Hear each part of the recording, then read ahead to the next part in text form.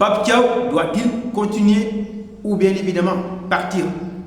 C'est l'objectif de cette vidéo. Dans cette vidéo, bien sûr, je vais essayer de répondre à cette question en étant tout à fait honnête avec vous les gars. Et bien sûr, à la fin de la vidéo, je vais bien sûr donner mon opinion sur l'avenir de Pape Thiaw et bien sûr de l'équipe nationale du Sénégal qui pourra remplacer Aliou Cissé précisément. Mesdames et messieurs, c'est le sujet de vidéo comme je le dis. Si vous tombez pour la première fois de cette vidéo, n'oubliez surtout pas de cliquer sur la cloche notificatoire pour ne manquer aucune de mes prochaines vidéos les gars. On commence les gars. On fait un petit bilan d'abord pour ce qui s'est passé parce que je ne vais pas faire, j'ai pas trop le temps pour faire bien sûr le bilan à part et bien sûr parler aussi de l'avenir de Pape Thiaw. Du coup, je vais faire un coup de pierre bien sûr en parlant du bilan premièrement de cette équipe. Vous savez, premier match c'était bien sûr pour ces doubles confrontations que vous pouvez constater le Sénégal a joué face à cette équipe et bien évidemment on a quand même vu cette équipe du Sénégal avec d'autres visages et premièrement, nous allons parler de l'effet Pape Thiaw. Est-ce que l'effet Pape Thiaw a eu un effet sur cette équipe du Sénégal? Est-ce qu'il y a eu des changements par rapport, je ne dirais pas sur le contenu, mais par rapport aux prises de décision de la part de Pape Thiaw, bien sûr, pardon. Les gars, premièrement, si on commence bien sûr de ce premier match, d'ailleurs, le premier doute a été totalement enlevé, même s'il s'agissait bien sûr du risque qu'a convoqué Aliou Cissé avant son départ. Mais Pape Thiaw a su bien évidemment balayer le système 3-5-2 qui n'a jamais fonctionné, qui n'a pas été, qui sont bien sûr des faits qui sont à l'origine bien sûr du départ de l'ancien sélectionneur, mais désormais Aliou Cissé. Donc ce système pose énormément de problèmes. Et bien sûr, on attendait la première décision de la part de Pape Thiaw. Et bien sûr, il a immédiatement rectifié depuis qu'il est bien sûr là en balayant le système 3-5-2 qu'utilise Aliou Cissé. Et bien sûr, à part ça, deuxième fait, est bien sûr sur les soirs d'hommes parce que c'est important, il faut qu'on en parle. Pape Thiaw, il a amené le système 4-2-3-1, un système bien sûr qui, on sait tous que la stratégie du Sénégal, c'est un système qui peut bien évidemment aller avec notamment Iliman Ndiaye qui est bien sûr dans le cœur du jeu. C'est très important comme bien sûr comme ses premiers principes de décision en mettant Iliman Ndiaye dans ses trajectoires libres parce qu'on a vu qu'Aliou Cissé l'utilise très sur ces positions là. Et bien sûr le voir bien sûr à l'électron libre. C'est cette, comme on dit, faux numéro 9 derrière l'attaquant. C'est une décision qu'on a énormément créée, une chose que beaucoup, la majeure partie de la population veut bien évidemment voir Iliman Ndiaye à cette position-là. Et bien sûr, ce qu'il a fait Pape Thiaw, il a mis Iliman Ndiaye à cette position-là. Et en ce qui concerne les soirs d'hommes, au niveau bien sûr du milieu de terrain, on a revu la jeunesse, notamment Pape Gueye, le milieu latéral bien sûr, accompagné de Lamine Camara comme première décision. Ça, ce n'est pas une nouvelle, ce n'est pas nouveau, parce qu'on sait tous qu'Aliou Cissé en a utilisé ces deux-là depuis lors de la Coupe d'Afrique. Lors du premier match, si vous en souvenez précisément, lors du match face bien sûr à cette équipe du Gambie, face à la Gambie, ce sont ces deux qui ont été titulaires au niveau du milieu de terrain, Lamine Camara et bien sûr Pape Gueye. Ça, ce n'est pas nouveau. En ce qui concerne des latéraux, il n'y a pas aussi de changement. Sauf, bien sûr, la maintenance bien sûr, de Formose Mendy, et qui on sait tous, bien sûr, que c'est même Aliou Cissé le fait. Et bien sûr, puis repositionner une nouvelle fois Habib Diarra, bien sûr, en cours de match. Ce n'est pas une décision, ce n'est pas une surprise, et il n'y a pas eu de changement, il n'a pas changé. Pour ces premiers matchs, je dis bien. Et bien sûr, la deuxième chose importante, ce sont bien sûr, les remplaçants. On a vu que Pape Thiaw a su réagir au moment précis, notamment. Il a, en seconde période, vers l'heure de jeu, ils ont commencé à changer. Ils ont commencé à effectuer le premier changement dans ce match. Et ça, c'est un fait très rare de la part de Aliou Cissé. Donc, est-ce que vous comprenez? Je suis en train comment dire, d'emmagasiner, bien sûr, l'effet Pape Thiaw. Qu'est-ce que Pape Thiaw a révolutionné dans son premier match sur le banc? Qu'est-ce que Pape Thiaw a révolutionné dans son premier match sur le banc? Après, bien sûr, le départ de Cissé, qu'est-ce que son arrivée a fait? Quel effet a-t-il fait? Donc, c'est ce que j'essaie de vous expliquer en principe. Et, comme je l'ai dit dans le match, sur le plan contenu, on ne peut pas le critiquer. Parce qu'un entraîneur qui vient à peine d'arriver, qui a fait quelques séances à peine avec l'équipe, quelques jours de séances, on ne peut pas se mettre à lui critiquer sur le contenu. D'autant plus qu'Aliou Cissé était là pratiquement 9 ans. On critique, bien sûr, on a assez critiqué le contenu, bien sûr, la manière dont cette équipe du Sénégal. Et donc, du coup, je ne pense pas que ce sera pour 2 matchs qu'on doit bien sûr se mettre à juger sur le plan du contenu de Pape Thiaw. Mais, sur le plan du score, on a vu que le Sénégal a largement battu une équipe que je lui ai parlé aussi, c'était une équipe très très faible. Enfin, il faut se dire la vérité. Cette équipe du Malawi, franchement, cette équipe, elle est, même je dirais, l'équipe U20 pour battre cette équipe. Parce que à domicile ici, ils ont été nuls à chier. Cette équipe Malawi, elle est vraiment nulle.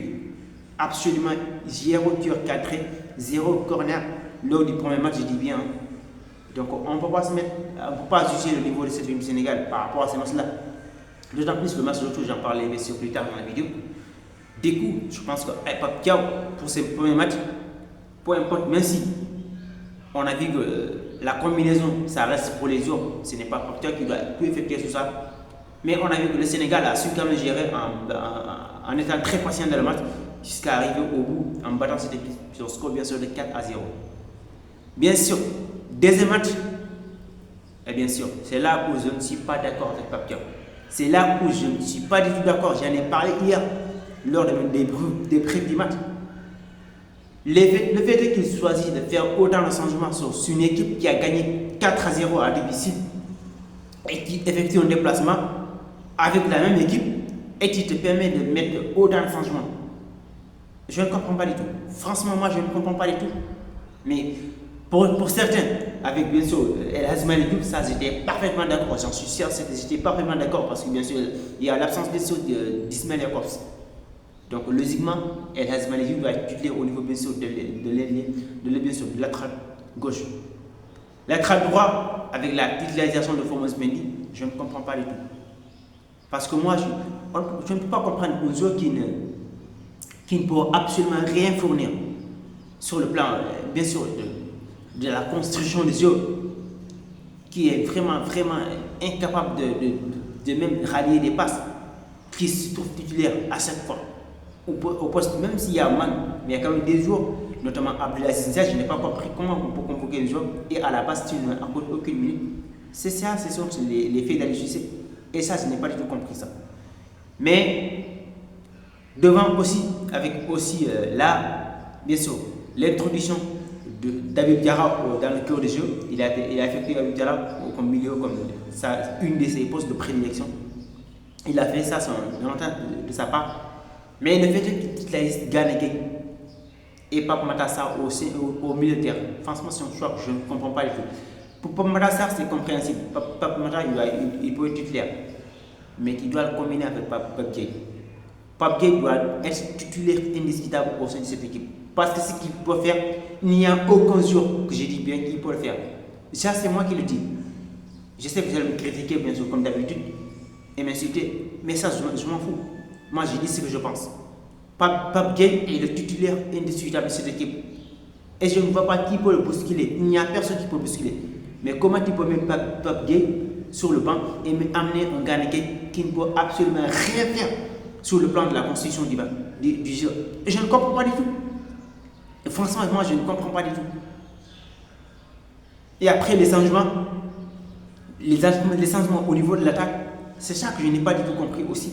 Mais comment est-ce possible que tu peux jouer face à un bloc bas et qui te permet de sortir tes deux attaquants qui sont capables de jouer en relais, qui sont capables de jouer, capables d'effectuer ces 1-2 là, qui sont très techniques sur le ballon pied, et tu les fais sortir les deux à la fois.